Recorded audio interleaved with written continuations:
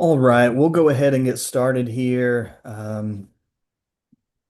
Just to respect your all's time. Last year, this only lasted about 30 minutes. So we'll keep it brief, and then at the end, any questions that you have, we'll do our best to answer. But welcome. Thank you for joining us. We're glad you're here. We're excited to have your students on campus with us next week. I also want to say thank you to those of you that have been advocating, posting about the program, making the calls, sending the emails. It's been a crazy couple of weeks, well, a crazy couple of months, but we definitely appreciate all of you for your support and for what you're doing to continue to move our program forward. So thanks for being here. Thanks for joining us. My name is Ricky McCone, and I am the director of the program. I've spoken to some of you via text, some on the phone. You can always reach out anytime you have any questions, and I'll do what I can to help. And I'm Becca Morrison. I'm assistant director. We're super excited to have students here on campus this summer, and always here if any of you need to reach out or need to have questions or and need anything. We also have not on the call today, but as part of our summer program and year-round program, Sage Bray, who is our educational coordinator.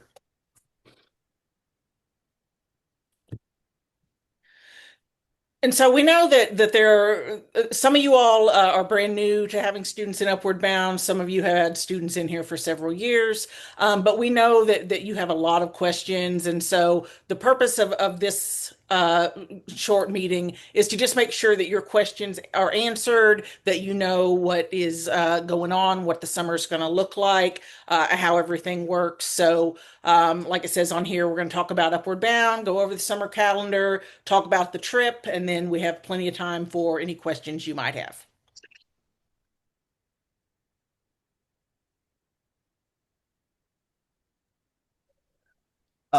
So what is Upward Bound? Upward Bound is an academic college prep program for high school students funded by the United States Department of Education. It's one of the federal TRIO programs. So we were one of the first three. We've been funded since 1964. Our program has been continuously funded for 55 years here at EKU. So we're entering grant year number 4. So we have theoretically two left of this grant as we prepare to rewrite. But the purpose of the program is to kind of bridge the gap between high school and college for students that need additional support and help guide them down that path to get them there. Right, and the Summer Chautauqua is a 6-week residential program. It's designed to simulate the college experience, so it really gives our students an advantage because when they go to college, they're already going to know what to expect, what it's like to live in a residence hall, what it's like to go to classes on campus, eat in the dining hall. Um, Students will take classes in the summer. We're required to teach math, science, English, and foreign language. Our foreign language is generally Latin. There have been studies that have shown that students who take Latin do better on the ACT. So again, we want to give our students every advantage. Our juniors and rising seniors have the opportunity in the summer to take a class for college credit. We also in the summer do college visits, we do field trips, we have speakers, we have activities, and then we have the end of summer trip the last week of the summer. So what's the cost? Well, since Upward Bound is federally grant funded, there's no cost to the participants or the participant's family. In fact, we spend just over $5,000 on each student every year. Students will receive stipend money during the trips, and they will receive food money for all meals that aren't included as a group meal. So there's no additional cost to you all. Students will also have access to basic kitchen appliances while in the residence halls and hotels. Refrigerators and microwaves for the residence hall are not required. I know students, as we simulate the college experience, they want the refrigerator, they want the microwave, but there is one that's accessible by all students, so you don't have to feel the need or feel obligated to go purchase one. A lot of times parents and guardians are concerned about supervision during the summer. So we do want to reassure you that students are supervised 24 hours a day. All of our employees have had a criminal background check. We are all CPR certified, and we have extensive training on emergencies. So we want you to feel comfortable with your student being away from you for the summer. We are all trained in every aspect of emergencies, and there are staff members on campus 24 hours a day. We have staff that lives in the residence halls, and we have multiple staff throughout the day.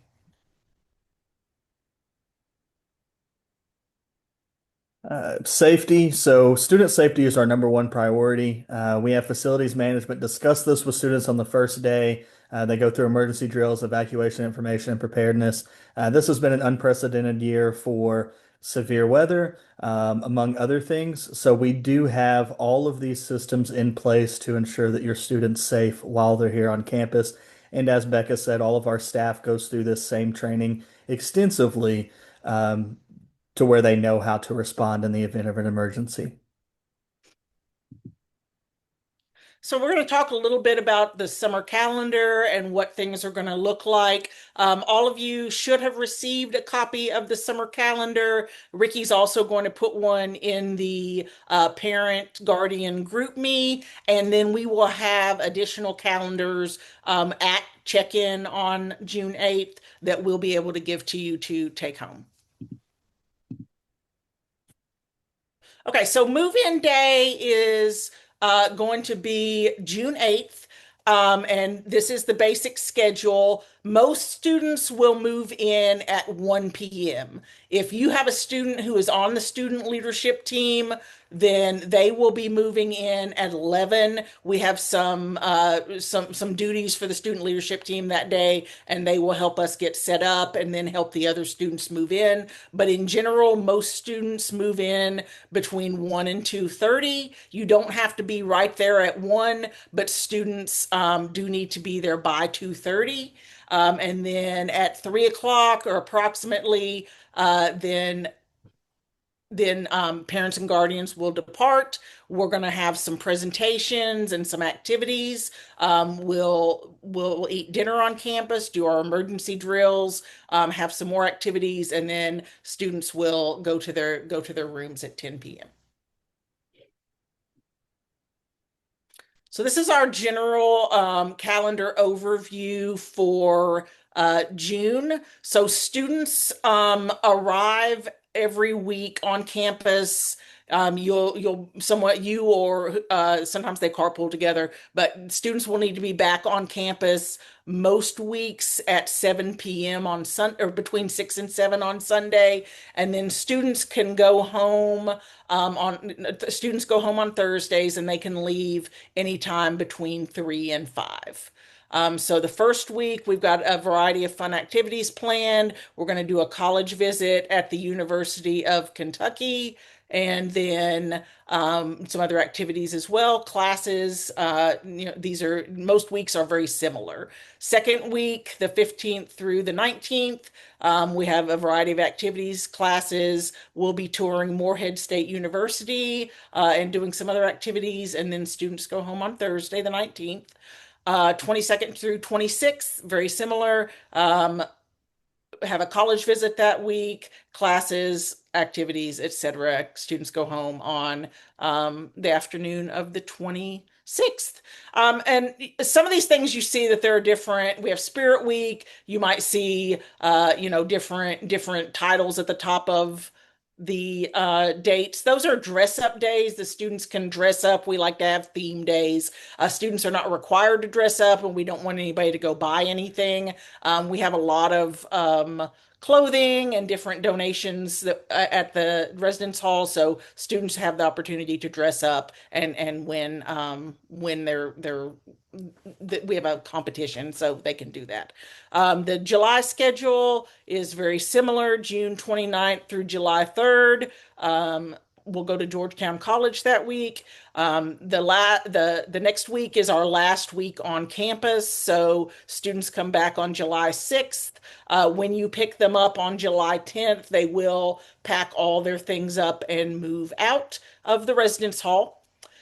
That week we will be coming back to campus a day early. So, or we'll be coming back to Richmond a day early. Students will come to Richmond on Saturday, July 12th, and we're going to meet at the Home 2 Suites here in Richmond, and we'll make sure everyone has the address so you can put it in your GPS. We're going to spend the night there on Saturday night, the 12th, and then we're going to wake up and leave real early on July 13th to take our students to Savannah, Georgia. We'll be there through the 17th and we'll return back to EKU.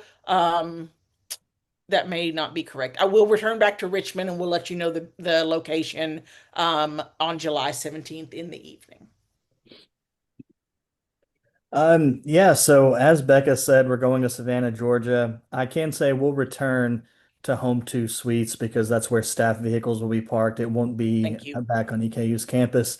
And as Becca said, you'll return Saturday, or you'll arrive to Home 2 Suites Saturday on the 12th, after 7 p.m. for students to check in for the trip. More information will come home as we get closer to that. The purpose of this trip, we provide an out-of-state college experience because a lot of students don't see universities outside of the state. So we usually do some college visits. This trip this year is a beach trip, so they'll have some time on the beach. We provide additional enrichment opportunities where they can see things from outside of Kentucky, and we try to do something like this every summer. For the student, again, it doesn't cost anything. We're going to provide a stipend. So they'll have spending money as well as any food money that they need outside of the additional spending money.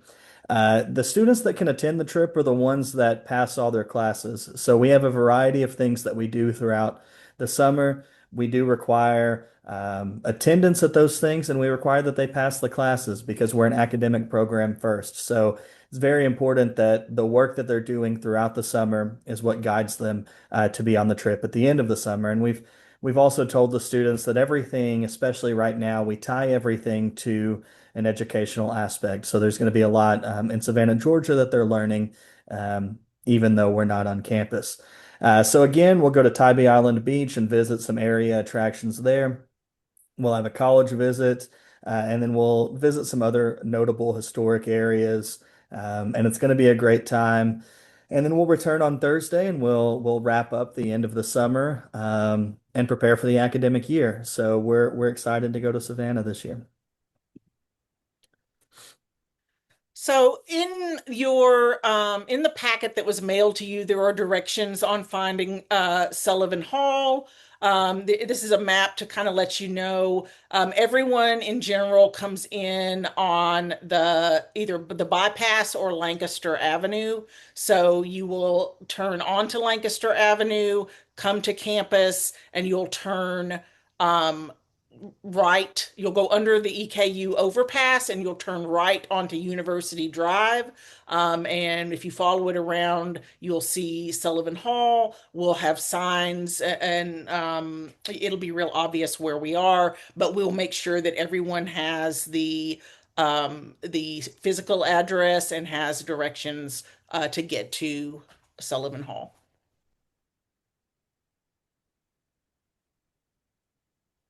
So what we need from you, and the big purpose of this orientation is we know that or that students are going to get homesick, and sometimes parents get homesick too because they want their student back home.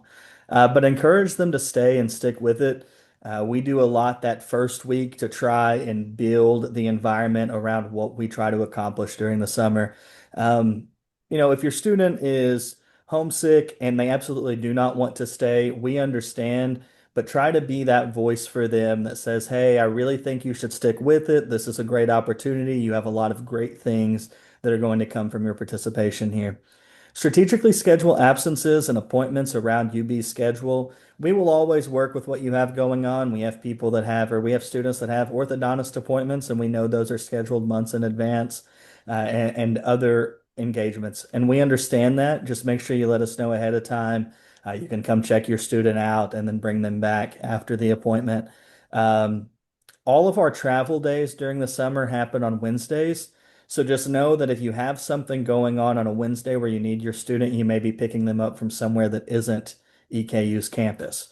And all of that information will be sent home as well. You'll know where we're headed and when we're headed. Our illness policy, students can have up to 5 absences. Before they wouldn't qualify for the trip in lieu of passing classes and things like that. Now, just because they can have 5 absences doesn't mean they should. Think about the number of days that we're on campus and what 5 days being away from campus takes from that. But also, if a student misses classes one day, we'll keep them on campus. We don't necessarily send them home. But if they miss classes for 2 days, we're going to have you come pick them up and take them to the doctor to make sure they can get well, because we don't want a student just spending most of their time in the residence hall and not being able to go to class due to being sick. So after 2 days, we will ask that they go to the doctor. During UB, our goal is to simulate the college experience. So we allow students to grow and develop by learning to do things on their own. So we encourage them to do everything to get the full experience. They have to wake themselves up with alarm clocks. If they bring prescription medication, they have to give it to themselves. They have to stay on top of their things because again, this is supposed to simulate the college experience. We are always there to support them, but we do kind of treat them like they're young adults while they're here. You feel free to visit, but try not to interrupt activities. If you need to stop by campus to drop something off or to see your student for something, you can do that. Just be mindful of what may be happening on campus during that time.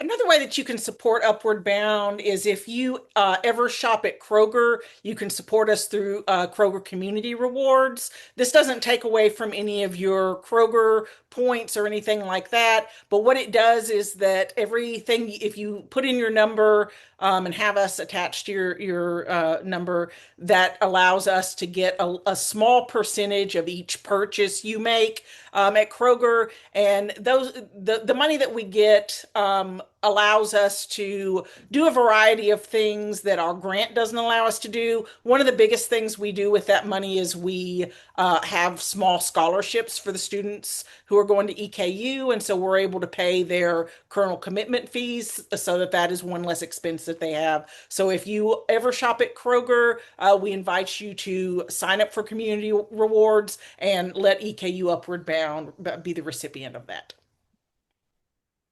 You can also, we also have a Facebook page. If you We post photos and different things during the summer. Most of the things we post are going to be in the group me's, but we do post photos and other things during the summer. If you search for EKU Upward Bound, the page comes up and it says Becca Morrison. Facebook made me change it to my personal name, but you'll see that if you put EKU Upward Bound, that will be the one that comes up. And then we also have lots of information on our website. It's eku.edu/upward-bound. Stay in the know. Most of you are already part of the parent group me, but we do post important updates. We'll send this recording out there and anything as far as return times from trips and things like that that you need to know throughout the academic year and summer programs. So join if you haven't already. If you feel like your student is not part of the student group me, there's a QR code for that one. And then throughout the summer, I usually try to put together some weekly recaps and summer videos and things for the students to watch, but I also post them for parents so you can see all of the great things that we're doing on campus to support your student while they're here. So the link to that is there. And then again, we'll post it all in GroupMe so you can access that. So our contact information for the summer is here. During the summer, for the most part, we are not in our office. So the best way and fastest way to reach us is always by cell phone. We can receive calls, we can receive texts. So please feel free to reach out. If you do call, I do encourage you, if we are not able to answer, to leave a message. I know a lot of people don't leave voice messages anymore, but that is the quickest way to get information to us. And we all receive so many scam phone calls that if we miss a call, please definitely leave a message. So now at this point, we've kind of covered all of the big information that we wanted to cover with you today. But do you have any questions for us that maybe we can answer?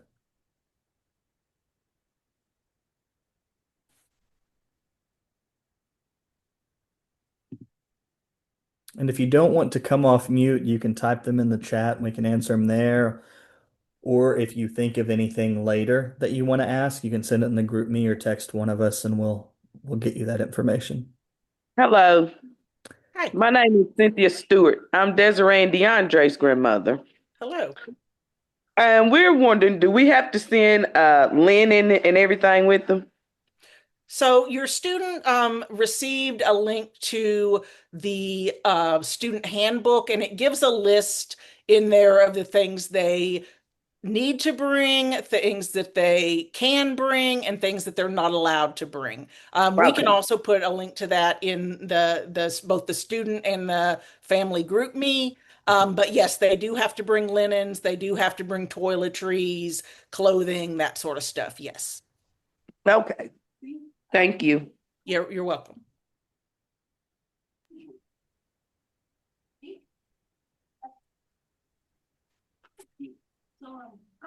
When it comes to if your kid has like a ongoing medical condition like kidney disease or something like that, and they have appointments, will that be counted against them the same as any other absences? If say like they had to get blood work or go in for diagnostics or anything like that?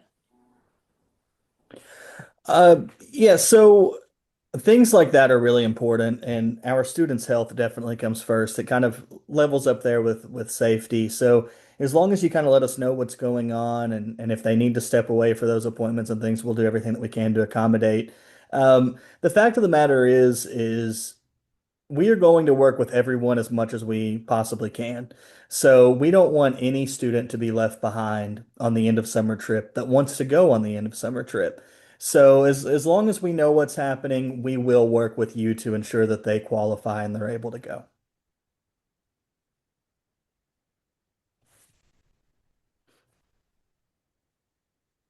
Thank you. Does And anyone else have any questions?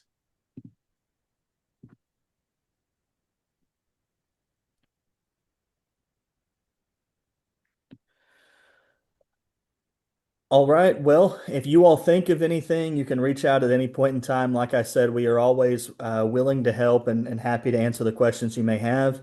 Otherwise, June 8th between 1 and 2:30, we look forward to seeing you all there with your student, meeting you in person. If you need anything between now and then, we look forward to hearing from you. Thanks for joining us today. Have a great day.